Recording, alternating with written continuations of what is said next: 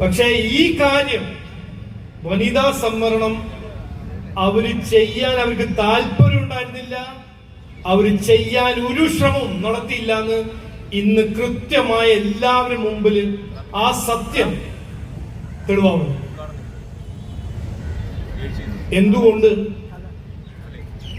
ഇവരിങ്ങനെ ഇലക്ഷന്റെ സമയത്തും ഇലക്ഷന്റെ മുമ്പ് വാഗ്ദാനങ്ങൾ കൊടുത്ത് ജനങ്ങളെ വഞ്ചിക്കുന്ന രാഷ്ട്രീയം ചെയ്യുന്ന രണ്ട് പാർട്ടികളാണ്.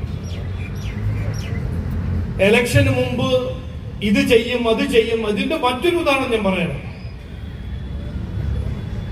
ഗരീബി ഹട്ടാവോ എന്ന് പറഞ്ഞ് നടന്ന എത്രയോ കൊല്ലം ഭരിച്ച പാർട്ടിയാണ് കോൺഗ്രസ് പാർട്ടി. എന്നിട്ട് നരേന്ദ്രമോദിജി വന്നിട്ടാണ് പാവപ്പെട്ട ദാരിദ്ര്യത്തിൽ ജീവിക്കുന്ന എത്രയോ ഇന്ത്യക്കാർക്കും പദ്ധതികളും സ്കീംസ് കൊണ്ടുവന്നത് നരേന്ദ്രമോദി സർക്കാർ.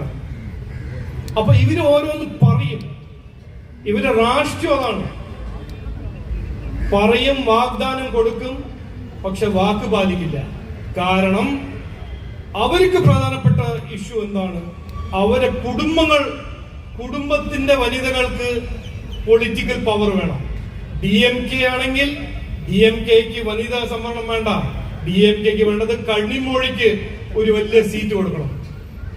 കോൺഗ്രസ് ആണെങ്കിൽ സോണിയാഗാന്ധിക്ക്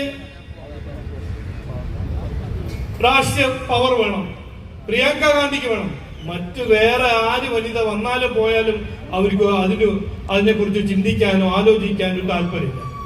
ഇതാണ് അവരുടെ രാഷ്ട്രീയം. അപ്പോൾ